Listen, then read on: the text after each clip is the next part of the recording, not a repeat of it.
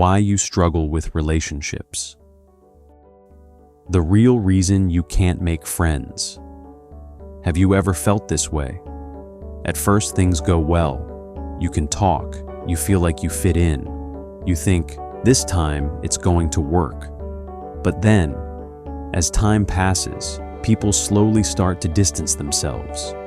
Conversations fade, eye contact disappears, and before you know it, you're alone again.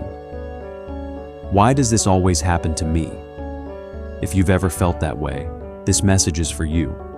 Today, we're going to talk about why relationships don't work and how you can finally break out of that pattern. Some parts might be uncomfortable to hear, but this is the truth, and only those who face the truth can truly change. This is a story from a 42-year-old woman. She said this, at work, in classes, among other moms. At first, she can talk just fine. She's not even shy. But after a while, something changes. People start replying coldly. Conversations stop flowing. Eventually, she gets ignored. This pattern repeats over and over again. It's not that she doesn't try. In fact, it's the opposite. She's extremely careful. She tries not to offend anyone. She pays close attention to everything she says. And yet, it still doesn't work. Now, she says, I don't have a single friend. Now think about this. Is this really a rare case? No. Many people go through the exact same thing. They just don't know how to put it into words. First, understand this. Humans are not meant to live alone. We are social beings. In Buddhism, there is a concept called Sangha. It refers to a community, people living and growing together. Interestingly, there is an ideal number for relationships. That number is 3 or more. With one person, you become lazy. With 2 people, the relationship can collapse easily. But with 3 or more, balance is created. That's human nature. But here's the paradox. The more people you add, the more stable things become. But at the same time, the more conflict arises. Differences in values, differences in personality, differences in background. Wherever people gather, friction is inevitable. In other words, relationship problems are not a personal flaw. They are a structural reality. So, why is it that some people thrive in relationships while others struggle? Here's the truth. There are 2 main reasons.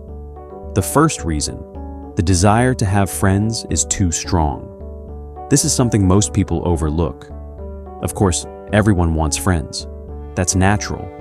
But the moment that desire becomes too strong, you become unnatural.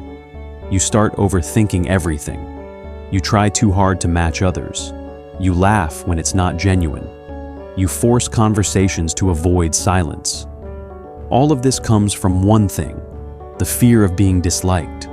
And here's the reality. People are extremely sensitive, not to your words, but to your energy. They feel it. This person feels a bit off. Something isn't natural. The moment that subtle discomfort appears, people begin to pull away. And that distance keeps growing. So, here's what you need to understand. Friends are not something you make. They are something that happen as a result. Think about money. If you go around saying, "Give me money," people will avoid you. But if you provide value, money comes as a result. Relationships work the same way. The more you chase friendship, the more it slips away. So the first step is simple. Be okay with being disliked. This isn't giving up, it's freedom.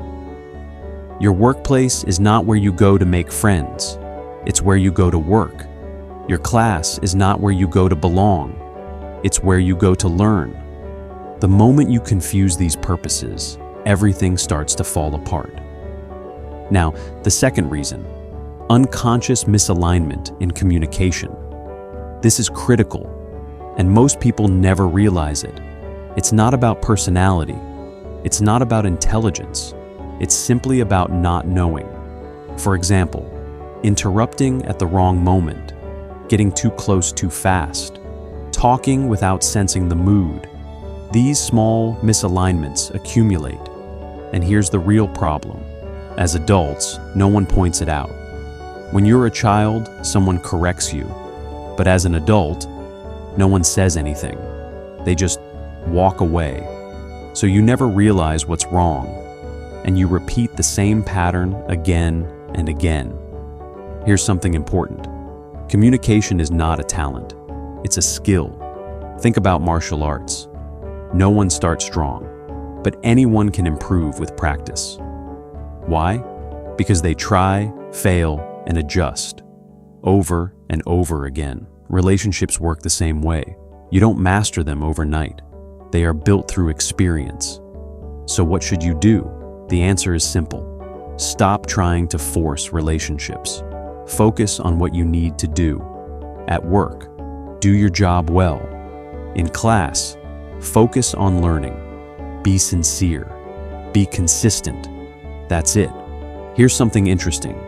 People who are good at relationships often feel like they are alone. They don't depend on others. They don't cling, but they're not closed off either. They simply exist as they are. No tension, no force, no awkwardness. And because of that, people are naturally drawn to them. So remember this: relationships are not about technique. They are about your internal state. The more you chase, the more you lose. The more you cling, the more people leave. The more you let go, the more connection happens naturally. So stop forcing it. Just focus on what you need to do, calmly, carefully, and sincerely. And beyond that, you will find a kind of connection you've never experienced before.